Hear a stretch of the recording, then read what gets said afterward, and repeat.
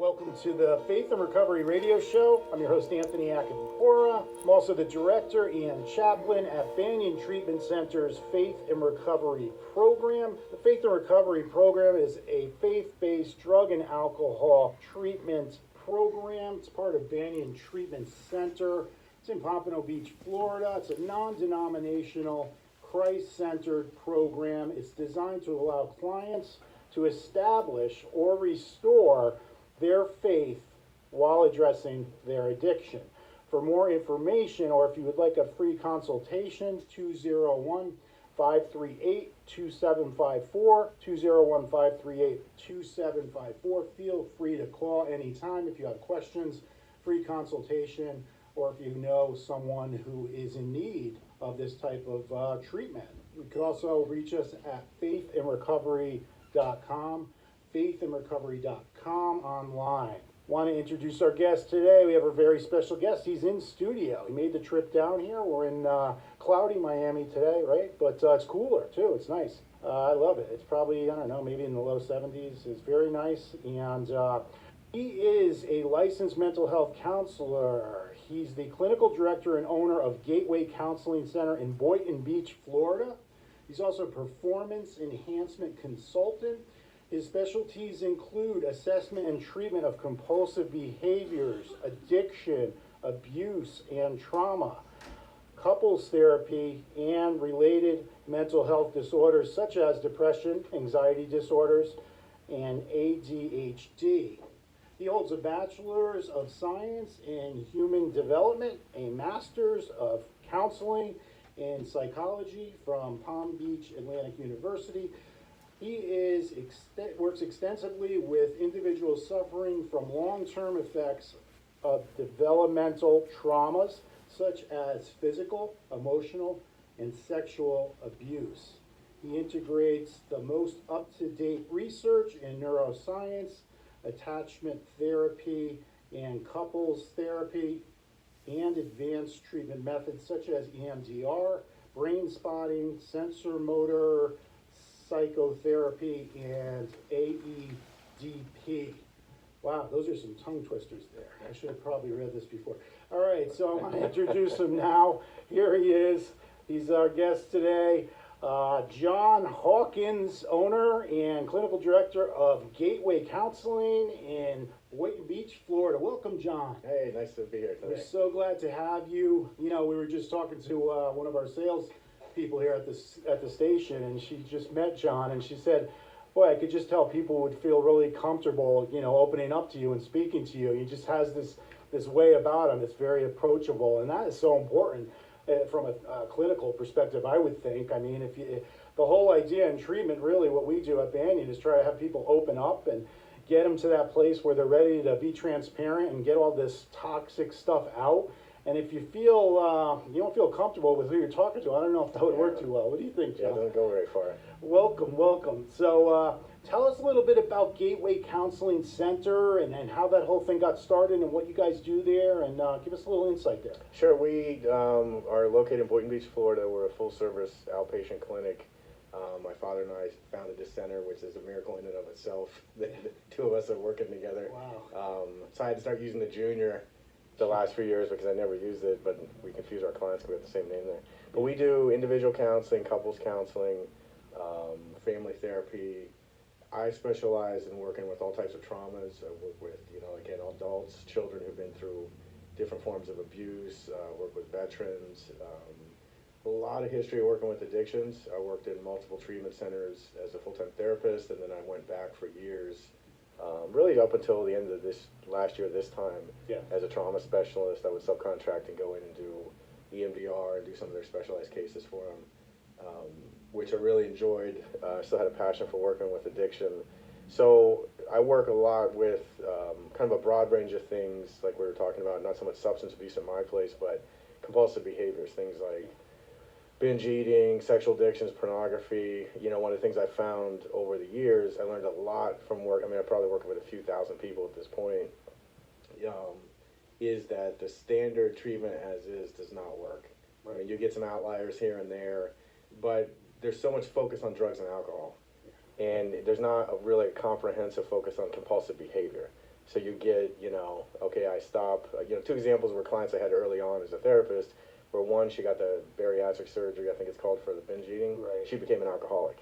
The other one was an alcoholic, he got it sober and gained 65 pounds his first 2 months out of treatment. Wow. Right, so it really comes down to, it's a real neurological condition where you get dysregulated emotions, which are chemical energy in your body, that starts to trigger these primitive parts of your brain, shoot them into fight, flight, or freeze states, and then you have to grab some compulsive behavior to regulate. Right. Like in South Florida, I've had a lot of guys I've worked with where I'm glad they're not doing heroin anymore, but they're drinking 20 Monster drinks, chain smoking, trying to sleep with every girl at the meetings, and it's like, okay, you're still not sober. Right? Yeah. No, it transfers. I went through that myself. I ended up gambling was my last thing, and that was the worst one out of all of them as far as alcohol and things. You just substitute it for something else. But the key, like you touched on, is getting to those underlying root causes. And I think in substance abuse and a lot of treatments, because we hear this from clients coming in, we have a trauma group and we have programming for trauma, but it's, you can only do so much in a couple of weeks and things like that. That's why it's good that you guys are doing that. But why do you think, because I hear this over and over, and I've heard it for years, and I've had, different therapists that I work with, and they even say it. They're like, I wish, places would focus more on trauma. Is it just too, complex? Is it something that you don't want to open up that can of worms in a treatment environment for a month, if they're there for 3 weeks? What do you think it is, and why is that not something that's addressed more in treatment, whether it's substance abuse or just even in with mental health disorders and those types of facilities? Yeah, I would say you're right. I mean, it is very complex, to really understand it on a neurological level. Yeah. It's, when I worked at treatment centers, there's no way I was going to be able to afford to take the time off and, fly to train with some of the top people in the country and the world that I've gotten blessed to do so, and get the experience of working with so many people. So a lot of it's just, lack of resources for so many therapists that maybe could potentially do that. So, and it takes time. Yeah. And the structure, like you said, clients are there on average 4 weeks. So the first 2 weeks, they're still semi-strung out. Right, they're just getting their brain back to some functioning level, and they have 2 weeks, and they're getting their after playing together, and they're gone. Right. And it's my experience that after working with a couple thousand addicts, that almost nobody does long-term one-on-one work outside of treatment. Right. And I think one positive thing I've seen is, I didn't know 10 years ago when I got involved in working as a therapist, that at that time there was this real antagonistic relationship between therapy and 12 steps. Right. And you'd have sponsors that would say, "Oh, therapy is BS. Just work the steps. That's all you got to do." Right. And then you had the therapists who didn't really understand the program or some of the spiritual principles. And it's not an either or. It's a both and. Right. And it's really integration. And I put out a series this year on our website and on YouTube, an 8-part series on addiction. After working with so many people, I identified kind of 4 core areas on a subcortical level that have to get addressed, and maybe 10% of one gets addressed or skimmed on. And so it's really, you're asking clients to do things that they're really not capable of doing. Right. There's so much to it, and so it takes some time. But at the same time, people can make rapid shifts. When you deal with your core emotions and you deal with things on this deeper level, you can shift people fast. I've gone in, to your other point of first and foremost, the client's safety and mental, stability is always my primary concern, especially if they're using, because they're unstable. So I don't want to push them into a relapse, Right. But there are clients who've got a lot of strength and resiliencies who are ready to go, and it's really doing a disservice to them not to go on and get going with them, So you really have to evaluate each person individually. It makes sense. That's thanks for sharing that, because that makes a lot of sense. And also the environment sometimes. I've had clients in our faith and recovery program that would come up to me, especially females at the end, who dealt with major trauma issues in groups and things, and they would say basically, there's no way I could have possibly opened up about this in a group with a lot of guys if I didn't feel the love and the encouragement that we have there most of the time in the faith program. And it's so true. If you the whole object is, I think, that we're trying to get them to open up, like I said. And if they feel that people are shutting down and not listening and laughing at them Oh, and yeah. walking out and talking while they're trying to share this deep stuff, they're going to shut right back down. And it's Yeah. going to just go right to the point where, say, nobody cares. So I'm not going to even share this. And so I think it's a combination of a lot of things, but that makes a lot of sense, though, if they are still, just coming out of detox and everything like that, and they're still dealing with substance issues I mean, I hate to say it like that, but open up like different Yeah. cans of worms. You Yeah. don't know what's gonna go on there, and you realize you don't really have the time. And then, like you said, the training. We just had our supervisor, PHP supervisor, was in training this week with EMDR and things. All of our therapists are getting trained in that because Yeah. we are taking in different first responders from all over the country. We're starting that program, so that they're being trained on PTSD, on trauma, on all these different things that we wouldn't have probably if we weren't doing this other program, and most places don't because they're not doing Yeah. that type of program. Yeah. Yeah, really, I mean, if you've been around, there was some exposés and things that have come out this last year, like on NBC and different stuff. But I mean, if you've been in South Florida and recovery community, you know all the dirty little secrets of what the industry's like. Yeah. And I'm a very positive, optimistic person, but it is a disaster.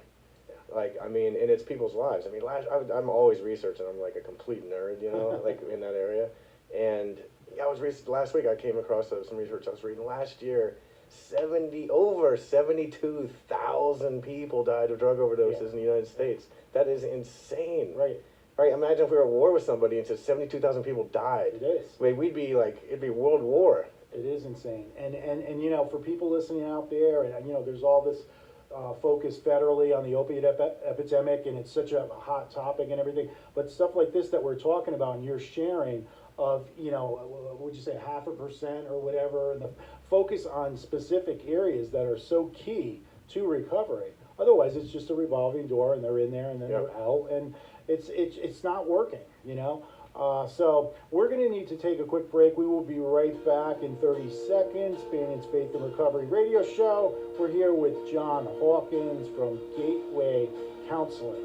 We'll be right back. Are you struggling with addiction or mental health disorders? Banyan Treatment Center's Faith and Recovery program helps people at the depths of their despair, spreading the word that recovery is possible through the power of Christ. Cry out to him. Where are you, God? Where are you? I don't feel you. Where's your presence? Why are you allowing this to happen? He already knows our thoughts anyway. We might as well just put it out there. Program Director Anthony Acampora will help you discover how God can turn your mess into your message. Call Banyan Treatment Center for help now. 888-230-3122. Again, that's 888-230-3122. Welcome back to Bannion's Faith and Recovery Radio Show. I'm your host, Anthony Acampora. We're here with John Hawkins. What a great guy. Such insight. We're talking about trauma and, why so many treatment centers don't focus on trauma when there's so many clients that are dealing with trauma and things of that nature. And we were just talking in the break there, and John was providing some really good insight on that. So we might as well be talking about it now and have our listeners benefit from this. So, John, if you want to share a little bit more about what we were just talking about with the trauma. So I would say there's that model ADP that you read off there. It stands for Accelerated Experiential Dynamic Psychotherapy, so I'll save that for another day. But the founder, Diana Fosha, her definition of trauma is the most accurate one I've heard, which says, trauma is unwanted, overwhelming emotions in the face of aloneness or helplessness.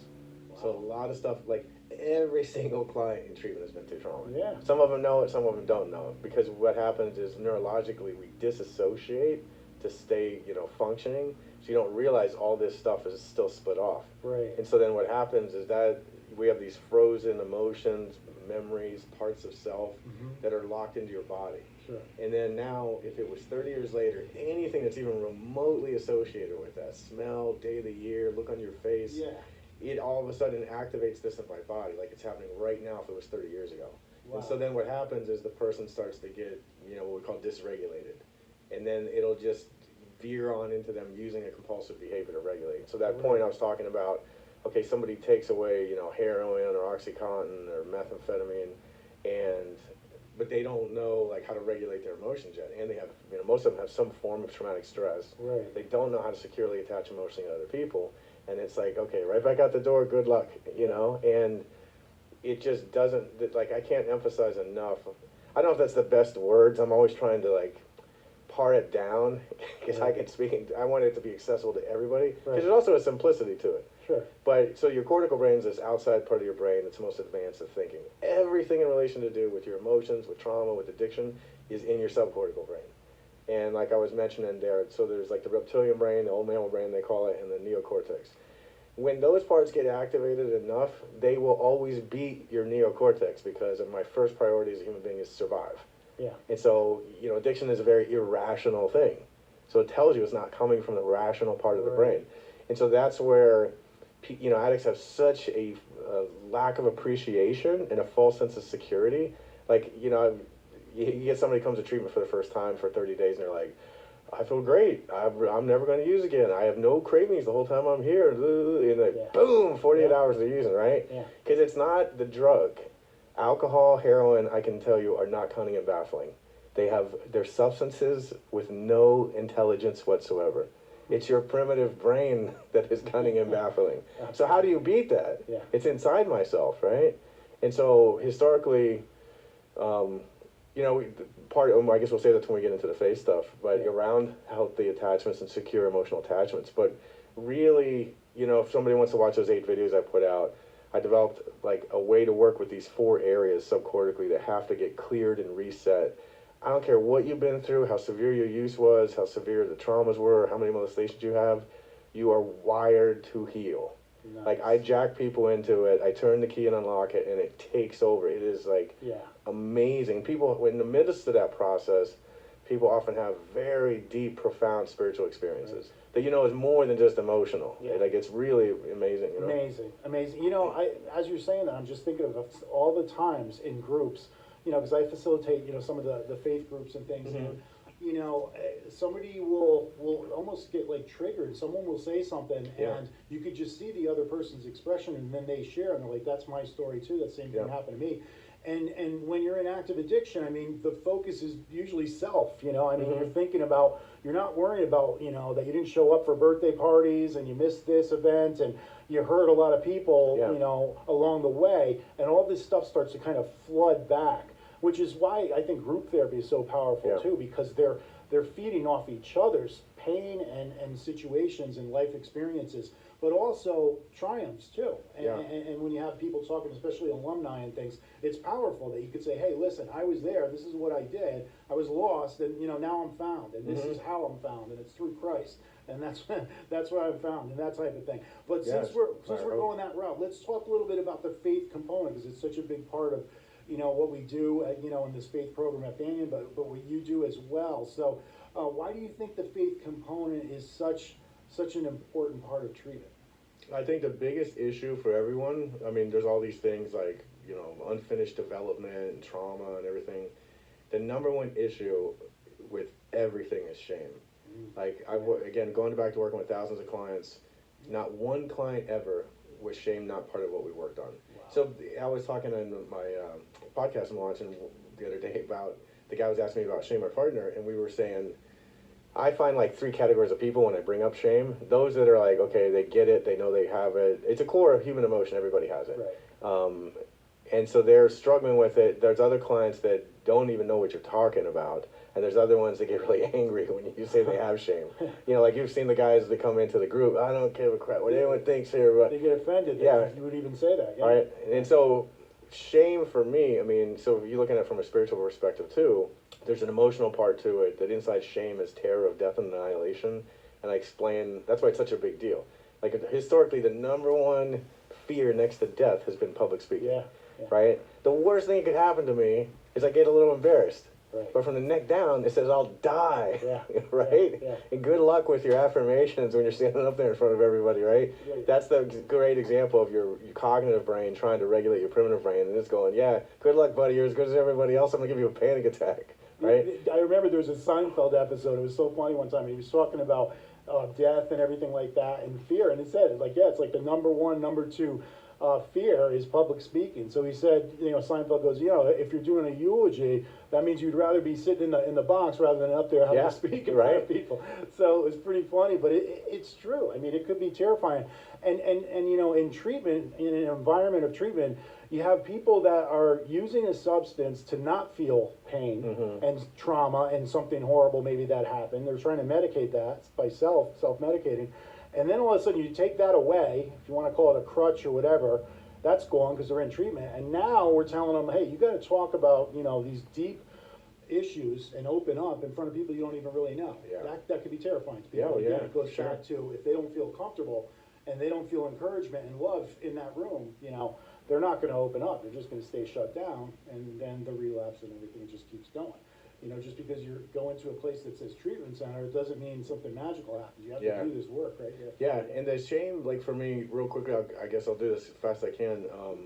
All of our core emotions have a purpose, like an adaptive value or survival value, they would call it.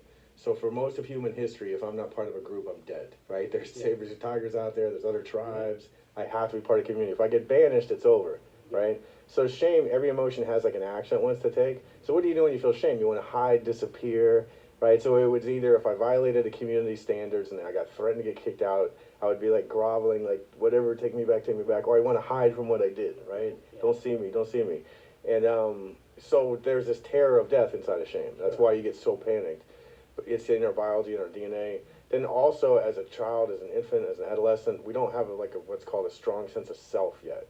So when we're getting shamed by authority figures, parents, shame is so intense neurologically that we can't tolerate it, and so your lower brain will actually flood with internal opiates and split what you can't handle off to the side. This is what's called dissociation. Yeah. And so it's annihilation of self, in psychological terms. So this is why shame is so big deal. So then one other component I just was thinking about 3 weeks ago, I was working, probably half my clients are therapists. So they work at treatment centers and everything. Yeah. And I love helping them and, teaching them some of the things I've got to learn and just giving it to them. But there are times that you really don't care what somebody else thinks or what other people think, but just the way you see yourself is so shameful that everybody says the same thing. I just want to die. Yeah. I don't even want to be here, right? Yeah. That I feel so unworthy, so unlovable. And in that situation, there is no adaptive survival value whatsoever to it. Mm-hmm. So I started thinking, why in the world would that exist? Right. Why would that exist? Because it has no adaptive purpose to it. The other two types of shame, I could see, right? I got to stay connected to community or I'm dead. So I was like, okay, what is the purpose of this type of shame? I've come to the conclusion, I just turned 50 in July, that my primary purpose for my journey on earth is to become the most loving person I can. Oh, man. Beautiful. That's my mission. To become more like God is to become more loving. So the number one, I need resistance to accomplish that goal, right? If I'm back in my unity with God outside of time, it's not that hard to be loving, right? Yeah. Nobody's pissing me off, right? So I thought the number one force that would create the most resistance to be loving is shame. Because it says I'm unloving, it causes blocks of me loving other people. Yeah. So I need shame to become more loving. So it's shame actually then is coming from love. Wow. That's amazing, fascinating. It's really, it makes sense the way you're describing it. I mean, all this stuff makes sense. I wish we had a lot more time, but we're gonna need to start wrapping it up here. And I do want to give you time, John, to share about how to connect with you and follow you and all the stuff that you're doing. So, but that was just real quick as far as with the faith. What do you think are some stumbling blocks with faith? Why do people shy away from that? Why do treatment centers shy away from it? I think probably the two biggest blocks are early experiences people have had that were negative, like in religion, and then parents. Yeah. Because nothing influences our concept of God more than parents, because they are God. We need them to be God to a certain age, or the world is so scary and terrifying. But that creates our template, right? So if I had that harsh punitive father, I've got a harsh punitive God. Absolutely. Or, there is an epidemic of what I would call spiritual PTSD that's legit PTSD that leads to severe hyper-religious OCD in adulthood, all kinds of other symptoms from, let's say we won't let a kid see a rated R movie at 6, 7 years old, but we'll tell a 4 or 5-year-old about images of them and everyone they love are going to be tortured and burned in hell for all eternity. Yeah. What do you think that does to a 4 or 5-year-old kid? Absolutely. Right? Absolutely. And so, there's a lot of, I think those are probably the two primary influences I've encountered in helping people heal and recover, is early experiences like that, and then wounds and Yeah. things from their parents. I wrote a chapter in the book that I just gave you, Overcoming Emotional Obstacles Through Faith. Yeah. And it's called Come As You Are. It's chapter 4. And I've heard it probably thousands of times. Why are you coming into this program? Well, I didn't really want to because I had such a bad experience growing up in the church, and I felt such guilt and shame and judgment. So I just kind of listed different verses of, the teachings of Christ that were the opposite of that. Yeah. And it's really, it got very distorted along the last 2,000 years, but it's not supposed to be no that doubt. way. John, I want to thank you so much. I want you to be able to share, tell Okay. us, how do we connect with you? How can people follow you? What's going on? Best way to get a hold of me right now is johnhawkinsjr.com.